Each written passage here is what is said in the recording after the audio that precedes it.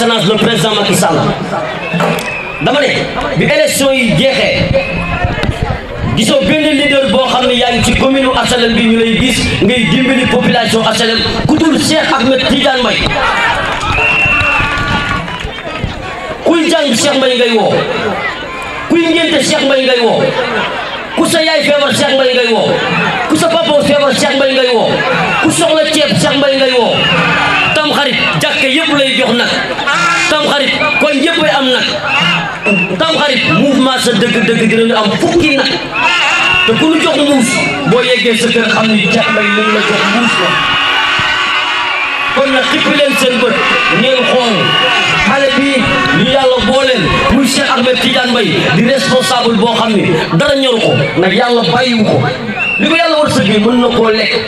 lii yàlla defal njabootam mën na ciy dund ak famille li ko tax a jóg mooy ñun rek wàccoon ak ñun dem leen ngeen jëli carte d'identité yi. di nuyu mbooloo bi nekk yëpp nag surtout nag sama délégation bi ma àndal personne handicapée yi dafa gudd nag waaye yaakaar naa Cheikh Mbaye moom su may wax ci moom fi laay fanaan dëgg neexul man maay Aïssatou Thioub jiite handicapé yi nekk fi HLM 1 ba 6 maay seen présidente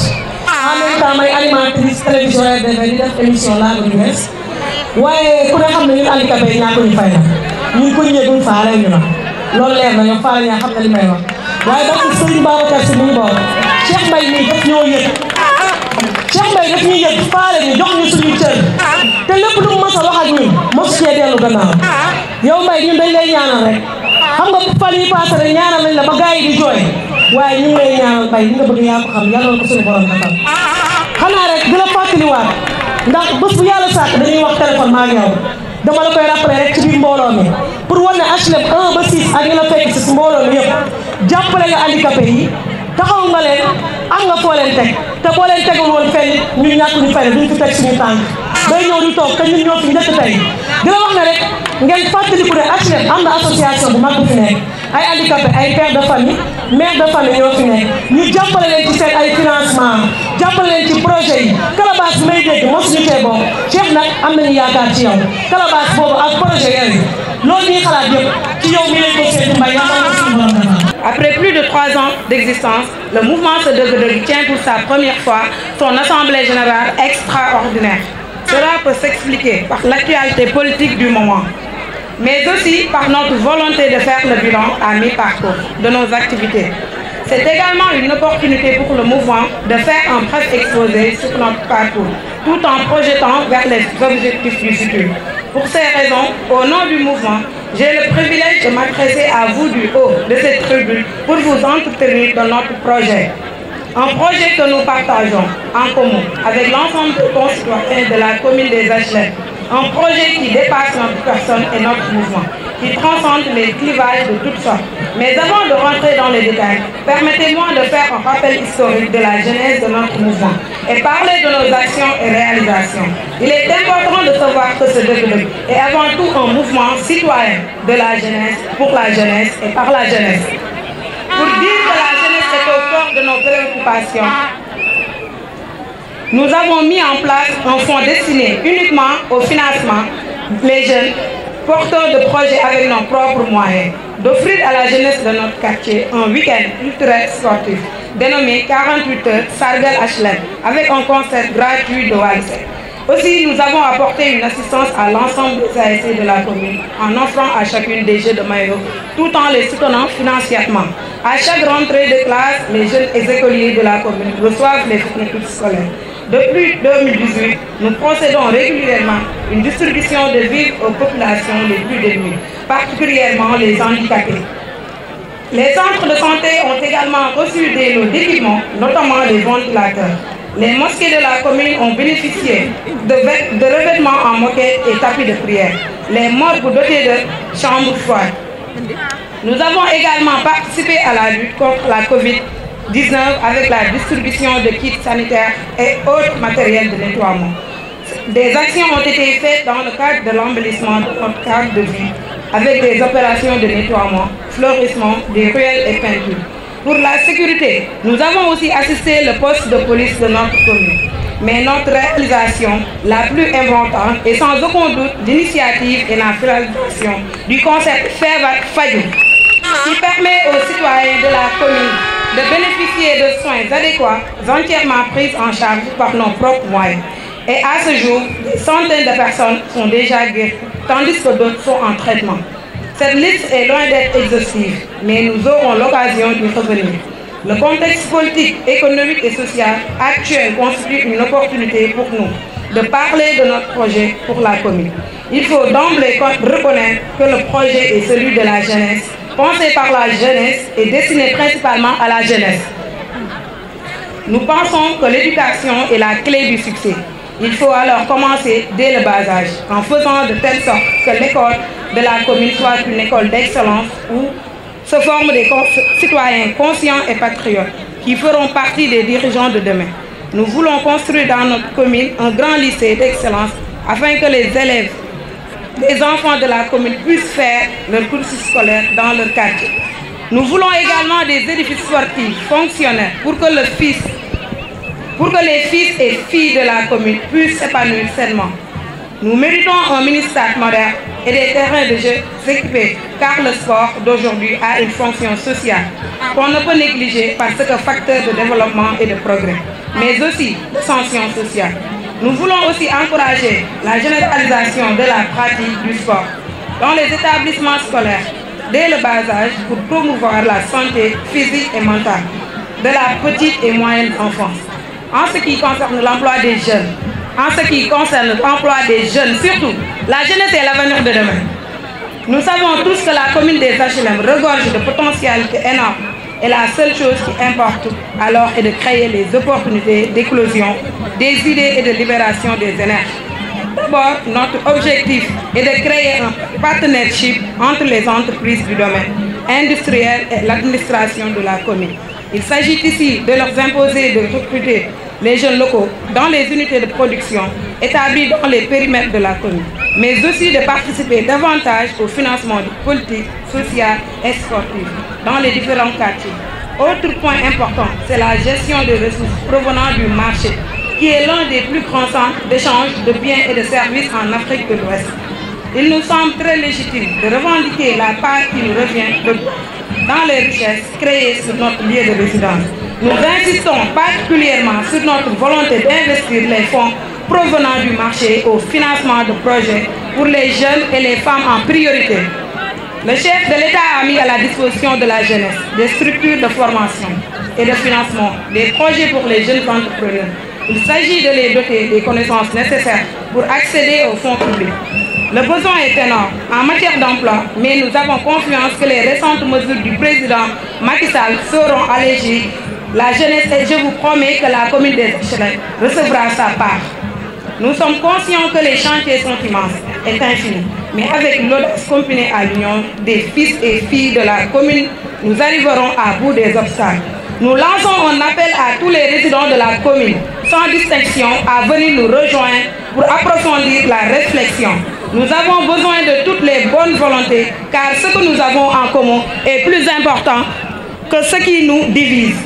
Quant à nos camarades membres du mouvement Sedegedeg, nous leur exhortons à tous maintenir cet esprit sain et cette atmosphère familiale qui constitue notre force majeure. Je pense aux militants et militantes de la première heure qui ont accueilli et intégré ceux et celles qui nous ont rejoints en cours de route. Et pour terminer, je vous donne rendez-vous dans un futur proche pour exposer un plan global de développement de la commune plus inclusif et plus détaillé qui comprend la question de sécurité, d'environnement, d'infrastructure, etc. Je vous remercie de votre aimable attention.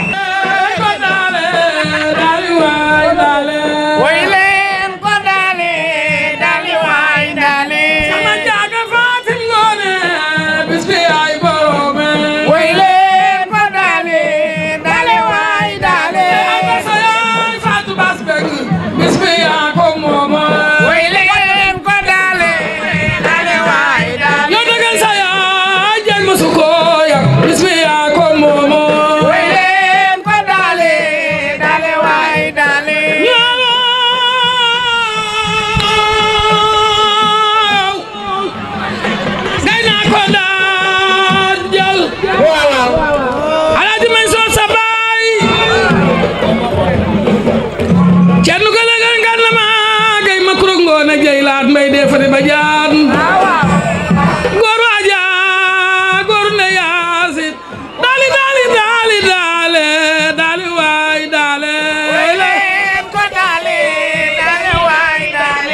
dama bëggoon ngeen baal ma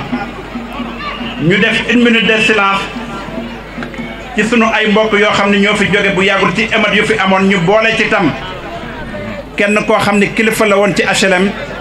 nekkoon sun papa nekkoon sun xarit bés yu mel nii doon ñu taxawee muy sun papa imam Lamine Sarr ñu boole ko ci 1 minute de silence maa ngi nuyu imam yu fi teew yëpp di ci teg délégué de quartier yi di ci teg tey waa mouvement sa dëgg-dëgg yëpp ak waa commune HLM ñëpp di wax nag dama bëgg ñu dellu si tuuti ci ginnaaw rek lan moo tax mouvement sa dëgg-dëgg mouvement sa dëgg-dëgg ñi ngi ko créé woon 24 février 2018 24 février 2019 nekk élection présidentielle sun président Macky Sall dem élection gagné ko au premier tour loolu nag bu mu amee ñu def mouvement sa dëgg-dëgg ci commune HLM dañ fi fekkoon ay responsable ma lim ci kenn ku taxaw sama wet nii muy coordonnateur Jaraaf Ndaw ñu amoon ay gor yuñ ci fekk wante nag olof yi ñoo ne ku yokkul da nga wàññi wante nag mouvement sa dëgg-dëgg ba ma ñëwee saf na ci sàpp ndax commune HLM dafa nekkoon commune boo xam ne dafa metti woon taxawu Dakar ak ñeneen di fi am victoire wante nag bu ñu ñëwee ñu fekk ñu fi fekk ñu boole suñu loxo ñun ñëpp ànd président Macky Sall rafale na fi 44 bureaux de vote loolu nag su ma ko mënee du man rek maa nekk président mouvement sa dëgg-dëgg mais dafa am ay gor yu ma àndal mooy ñii toog population bi ñoom ñoo nekk ci suñ ginnaaw assisté ñu jàppale woon ñu ba loolu ñu am ko ndam loolu le 24 février 2019 kon maa ngi leen di gërëm di leen sant waa population HLM yëpp beneen bu ci des tey man ambassadeur laa ci commune HLM tey nag femmes yi ak jeunes yi woo ma jox ma seen doléance tey nag doléance boobu laa bëgg wax moom mooy lan mooy HLM femmes yi nee nañ dañu bëgg ay financement loolu nag fu ñu koy waxee nag neex na ndax représentant ministre de la femme mi ngi fi toog tey xëy na moom moo war a ñëw présider lii mais dafa am empêchement madame Ba ñu ngi lay nuyu te soo demee nga ne madame le ministre kontaan nañ tey mel na ni ñëw na ndax ku mu yónni boppam la yónni ñu ngi lay sant di la gërëm di rafetlu sa taxawaay beneen bu ci des mooy jeunes yi nga xam ne tey ñoom ñoo ma wax bëgg nañ tam ñu utal leen ay liggéey jeunes HLM yëpp tey ñi ngi fi ak marchand ambulant yi ak commerçant yi nga xam ne tey président son excellence le président Macky Sall financement yi mu génne bëgg nañ ñoom ñëpp ñu gis ci seen bopp rawatina waa commune HLM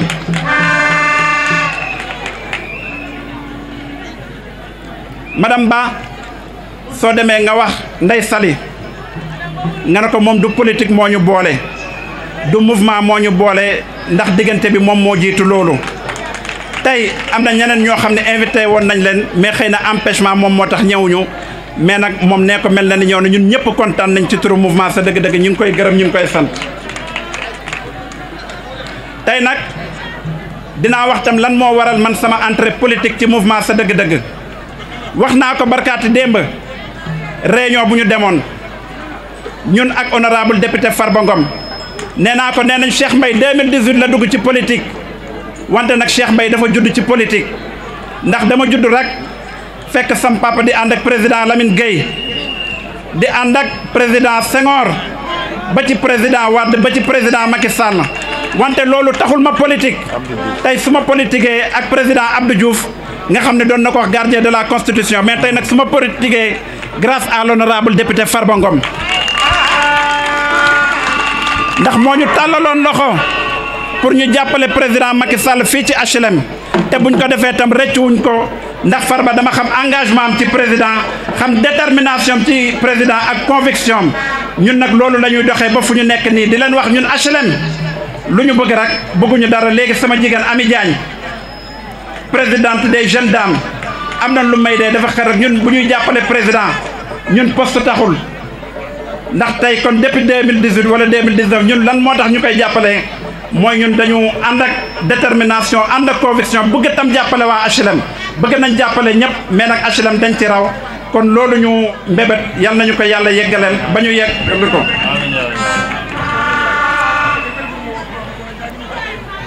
beneen bu ci des tey may wax ak jeunes yi dafa am sun ay doom yoo xam ne ñi ngi dëkk fii tey ci événement yi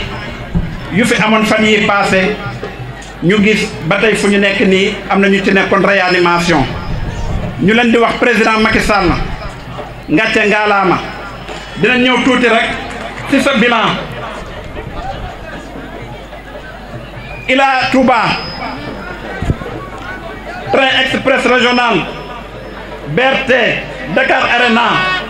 stade municipal loolu yëpp lu tax mu def ko moom mooy jeunes yi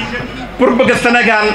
développé kon président ñu ngi lay gërëm di la sant di la wax mouvement sa dëgg-dëgg fu mu nekkoon démb foofu la ñu nekk tey muy suñu engagement ci yow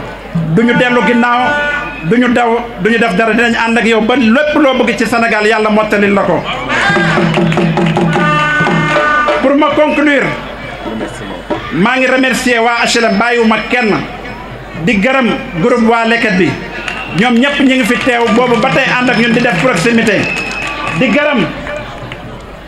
Marème Diang président femme active di gërëm Ami di gërëm groupement yu fi nekk yëpp bàyyiwuñu kenn di gërëm nag kenn koo xam ni kenn la ci man mag la ci man papa la ci man ba ñu sumbee lii ba tey mi ngi ko ànd ak ñun muy Gaston Meng Gaston ñu ngi lay gërëm di la sant di gërëm communicateur traditionnel yu fi nekk ñëpp nga xam ne ñoom ñoo doyloo sam papa ne ko moom mooy seen président te tam jiital ko te naxuñu ko kon ñoom ñëpp maa ngi leen di gërëm ak sama yaayu woykat yi di leen wax waa HLM daal man kontaan naa gërëm naa leen sant naa leen lu ma leen waxoon démb rek mooy sama waxu tey lépp loo xam ni am naa ko HLM laa koy indi te lépp tam loo xam ne bëgg ngeen ko ñëw leen ànd ak man ñu jàpp ko def ko maa ngi leen di gërëm di leen sant di leen wax kontaan nañ di gërëm présidente handicapé yi ak ñu mu àndal ñëpp ñoom ñëpp ñu fi teew maa ngi leen di gërëm di leen sant bàyyiwuma kenn di gërëm journaliste yi